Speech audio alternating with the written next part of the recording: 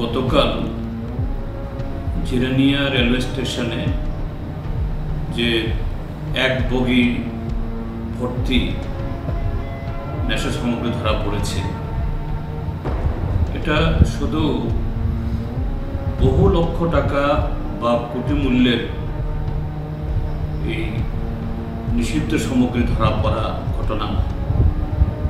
এই ঘটনার মধ্য দিয়ে তার পেছনে বহু ধরনের তথ্য বা ত্রিপুরাজ্যের এখানে প্রশাসনে এবং ত্রিপুরাজ্যের বর্তমান শাসক দলের যে কর্তৃত্বে কি চলছে তার বহু তথ্য বা বহু ঘটনা এর মধ্য দিয়ে যে অনুমান করতে হবে। প্রথমত হলো, যারা এটা এনেছে নিশ্চয়ই তারা এত বড় সাহস করা এটা একদিনে হয়নি। তার মানে এর আগেও তারা আরো নানাভাবে এইভাবে নিয়মিত তারা নেশা সামগ্রী আনতেন, ত্রিপুরাদের মধ্যে ব্যবসা ছড়িয়েছেন এবং তার সাথে শুধু শাসক দলের কিছু কর্তা ব্যক্তিত্ব না, প্রশাসনেরও একটা অংশ যদি ওতপ্রোতভাবে জড়িত না হয় কখনো এটা সম্ভব না। এক। দুই হল, এখন ঠিকই প্রশাসনের একটা এজেন্সিটাকে ধরেছে, তারা গোপন সূত্রে ট্যাগ পেয়েছে, উদ্ধার করেছে, অবশ্যই তাদেরকে আমি সাধুবাদ জানাব। কিন্তু তাদের দায়িত্ব শুধুমাত্র এটাকে সিজ করে বাজেয়াপ্ত করার মধ্য দিয়েই দায়িত্ব ফুরিয়ে যায়। যেহেতু তারা এটা জানে, যারা এটা এনেছেন তারা যেমন তেমন লোক নয়, তার একটা বিরাট নেটওয়ার্ক আছে। এই এজেন্সির হাতে এরা একটু চাইলেই তার পেছনে কারা, কোন কোন শক্তিগুলো যুক্ত আছে, কোন কোন মাথাগুলো যুক্ত আছে,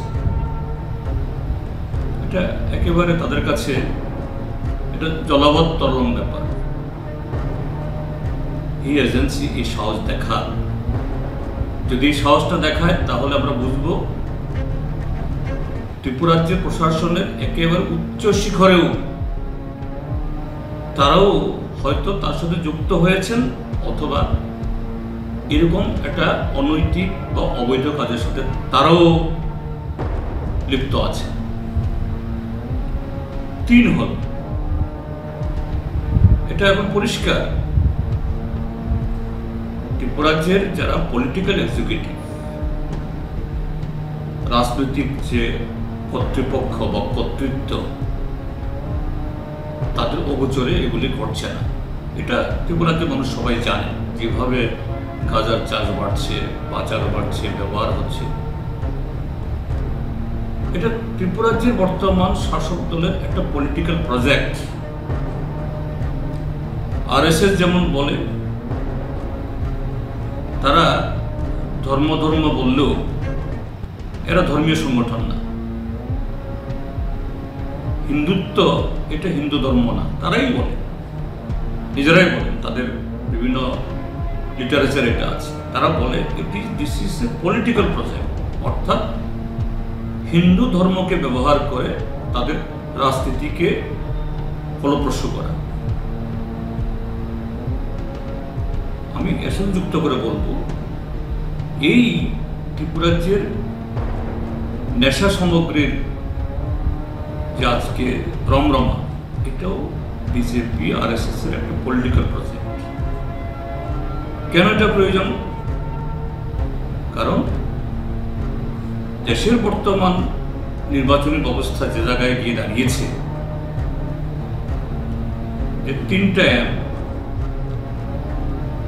যে মানি, মাসেল আর হলো মেশিনারি, অবৈধ টাকা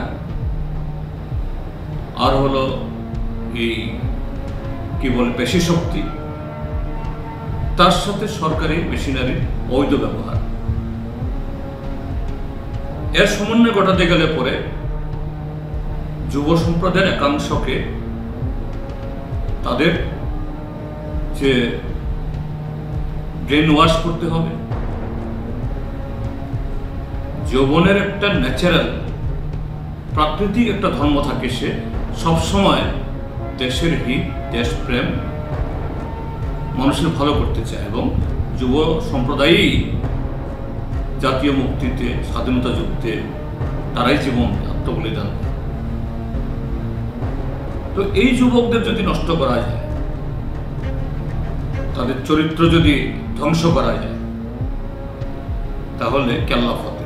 আরএসএস, বিজেপি এইভাবেই দেশের যুব সমাজের মগশ্বাসকে ধ্বংস করতে চায়। সেই ত্রিপুরাজ্যের মধ্যে তো এটা চরম পর্যায়ে পৌঁছেছে।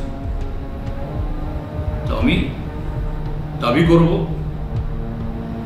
যে রাজ্য প্রশাসন অবিলম্বে কার সূত্রে এগুলো এসছে, এবং শুধু এটা নয়, আরো নানাভাবে তারা আছে, এগুলো বের করো, কুশলব্ধ চিহ্নিত করো এবং উপযুক্ত আইনে তাদের ধরার ব্যবস্থা করো, যাতে এই মারাত্মক সর্বগ্রাসী এই যে নেশার স্রোত থেকে ত্রিপুরাকে বাঁচিয়ে আমাদের ত্রিপুরাজ্য সমলিত ত্রিপুরাকে আমরা রক্ষা করতে পারি। আর ত্রিপুরাজ্যের জনগণের কাছে আমার আহ্বান, মুখ খুলুন। আর কত ঘরে বসে বসে মনে মনে যারা এর পেছনে, এদের বিরুদ্ধে কথা বলে সময় কাটাবে, এভাবে তো অবস্থার পরিবর্তন ঘটবে না। মুখ খুলতে হবে, বেরোতে হবে। তাহলেই যে অল্প কজন লোকের জন্য আজকে ত্রিপুরাটা ধ্বংস হচ্ছে, তাদেরকে বিরত করার মধ্য দিয়ে আমাদের এই সুন্দর সমলিত ত্রিপুরা আবার